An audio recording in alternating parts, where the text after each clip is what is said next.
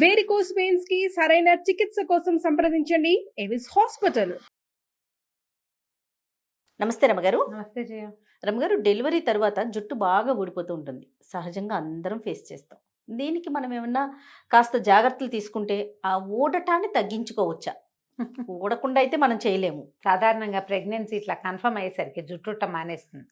చక్కగా ఒత్తుగా పెరుగుతుంది. మనుషులు తెల్లగా అవుతారు. మొహం మీద మచ్చలు తగ్గిపోతాయి. నున్నగా అవుతుంది. 90% వాళ్ళు ఇలాగా. ఎవరో కొంతమంది మొహాలు మెళ్ళు నల్లబడిపోయి ముక్కింత లావైపోయి మనుషులు ఇట్లా ఊరిపోయి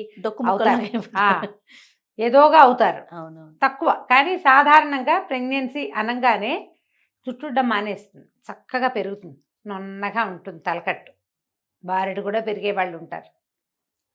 చక్కగా వస్తుంది. ఈ డెలివరీ అయ్యేసరికి 5వ నెల 6వ నెల వచ్చేసరికి జుట్టు ఊడిపోవటం మొదలెడుతుంది. కొట్టేసరికి జుట్టు ఊడిపోతుంది అంటారు. పిల్లలు ఊగొట్టం 4-5 నెలలు వచ్చేసరికి ఊ అని ఆ కవిస్తూ ఉంటారు వాళ్ళే. ఆడెప్పుడు అన్నాడో అప్పుడు మన జుట్టు పాత రోజుల్లో అలాగే చెప్పేది. అవునవును. జనరల్గా ఏంటంటే ఒక 6 నెలల పాటు తల్లులు వాళ్ళ ప్రెగ్నెన్సీలో ఉన్న తిన్నవి వేసుకున్న మందులు అవి వాటి ఎఫెక్ట్ ఉంటుంది. 5-6 నెలలు వచ్చేసరికి ఈ పాలు ఇస్తారు కదా, పాలు ఇవ్వటము ఈ మన నర్సింగ్ వల్ల కొంత, తర్వాత ఏమో ఈ హార్మోనల్ బ్యాలెన్స్ అవి మళ్ళీ మారుతాయి. అంతకుముందు పీరియడ్స్ ఏం లేవు కదా మనకి. అది వేరే హార్మోనీలో ఉంది మన సంగతి. హార్మోనీ మారిపోతుంది శరీరంలో. కొత్త నెత్తురు పట్టడం అంటారు. నెత్తురు పట్టేటప్పుడు జుట్టు ఊడిపోయి మళ్ళీ వస్తుంది. ఈ ప్రెగ్నెన్సీ డెలివరీ అయ్యాక పోయిన జుట్టు రాకుండా ఏముండదమ్మా. ఇంత కుచులుగా ఊడిపోతుంది. మళ్ళీ ఏడాది వచ్చేసరికి మళ్ళీ వస్తుంది తల. ఈ లోపల మళ్ళీ మనకి ప్రెగ్నెన్సీ వచ్చో, జ్వరాలు వచ్చో, దగ్గులు వచ్చో, జలుబులు వచ్చో, ఏ మోషన్స్ అయ్యో, ఏ థైరాయిడో కనపడి రాత్రులు అస్సలు నిద్ర లేకుండా పొద్దునే వీళ్ళు ఆఫీసుల్లో చేరిపోయి చాలా స్ట్రెస్ఫుల్గా అయిపోయి స్ట్రెస్ అవుట్ ఎలాగో అవుతారు. ప్రెగ్నెన్సీ పిల్లలతోటి పోస్ట్ పార్టము కూడా ఉంటుంది. కొంతమందికి పిల్లల్ని హ్యాండిల్ చేయలేక స్ట్రెస్ అవుట్ అయిపోతూ ఉంటారు. నిద్రలు చాలవు, స్ట్రెస్ పెరిగిపోతుంది, జుట్టు ఆటోమేటిక్గా ఊడిపోయి రాదకుండా అయిపోతుంది. బేసిక్ నీడ్స్ కొన్ని ఇవ్వాలి శరీరానికి. మనం ప్రెగ్నెన్సీలో పోషణ బాగా చేస్తాం. పిల్లలు పుట్టాక పోషణ తగ్గిపోతుంది. మన మీద తగ్గిపోతుంది. ఈ పిల్లాడి మీదే ఉంటుంది కదా, చంటివాడి మీదే ఉంటుంది. దాంతో వస్తుంది. మీరు ఖచ్చితంగా 5-6 నెలలు వరుసగా మీరు నర్సింగ్ మదర్ అయితే ప్రతిరోజు పాలు తాగటం మానేయకుండా. ఎనర్జీ డ్రింక్స్ ఏవో ఇస్తారు, డాక్టర్లు ఇస్తున్నారు ఇవాళ రేపు, అవి పుచ్చుకోవటం. ఆ హార్లిక్స్ ఈ హార్లిక్స్ ఏమిటో రాస్తున్నారు కదా, తీసుకోండి. అవి మానేయకుండా కొంచెం సమతులమైన ఆహారం తీసుకోవటం. బాదం పప్పులు లాంటివి తినడం, ఆయిల్ సీడ్స్. ఇందులో ఏమవుతుందంటే కొన్ని పిల్లలకు అరగవు, కొన్నిటికి మనం పథ్యం చేస్తాం. ఈ పథ్యం వ్యవహారాల్లో ఏమవుతుందంటే సాధారణంగా ఈ సమతులమైన ఆహారము, హెవీ ప్రోటీన్ ఇంటేకు అవి ఉండవు. ఐరన్ లాస్ ఆటోమేటిక్గా జరిగిపోతుంది. ఈ లోపల పీరియడ్స్ వచ్చేసినాయి అనుకో, ఆటోమేటిక్ ఐరన్ లాస్. అవును కదా. ఇన్ని కారణాల వల్ల ఊడిపోతుంది జుట్టు. మీరు ఖచ్చితంగా ఐరన్ రిచ్ ఫుడ్ తినడము, ఐరన్ విత్ జింక్ ఏదైనా తీసుకోవటము, రాగి మాల్ట్ లాంటివి తీసుకోవటము, తర్వాత డాక్టర్కి చెప్పి నాకు వీక్ ఫీలింగ్ ఉంది, లేకపోతే నాకు నిద్ర పట్టట్లేదు, నాకు జుట్టు ఊడిపోతుంది, ఇలాంటివి చెప్పి జనరల్ మెడిసిన్ కూడా ఒకటి తీసుకోవటము ఏదైనా చేస్తే మీకు జుట్టు పుట్టడం కొంత ఆగుతుంది. పోయిన జుట్టు మళ్ళీ వస్తుంది.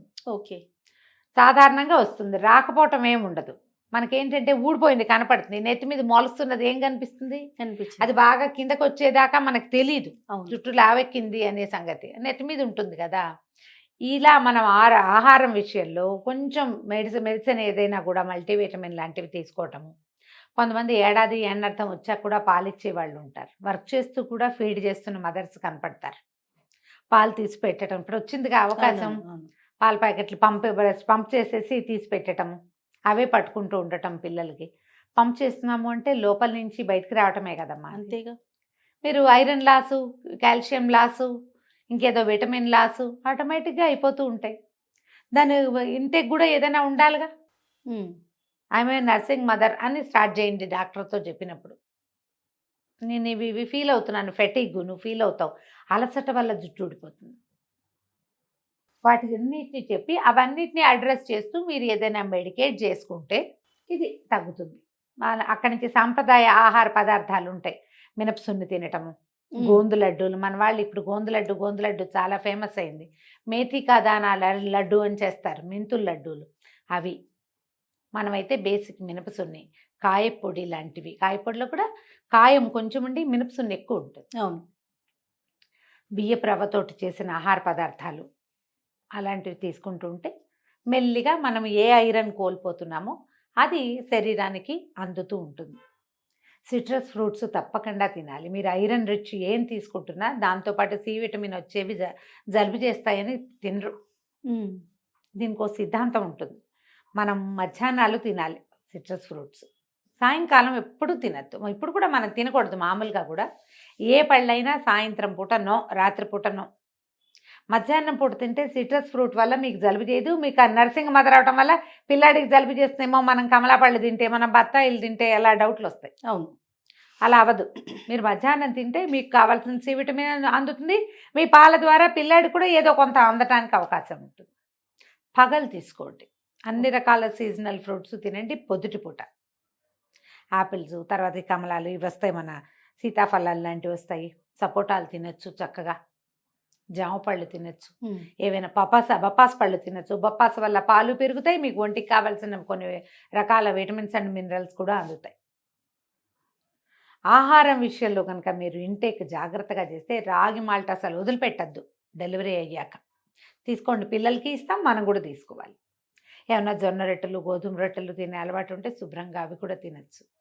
కూరలు తింటాము, తర్వాత ఏమంటారు పచ్చివి మన మొలకలు తింటాము, పళ్ళు తినటము, అవి మానకుండా ఉంటే మీకు కావాల్సింది అంది. పిల్లలకి పాలు ఉంటాయి, మీకు నెత్తి మీద జుట్టు కూడా ఉంటుంది.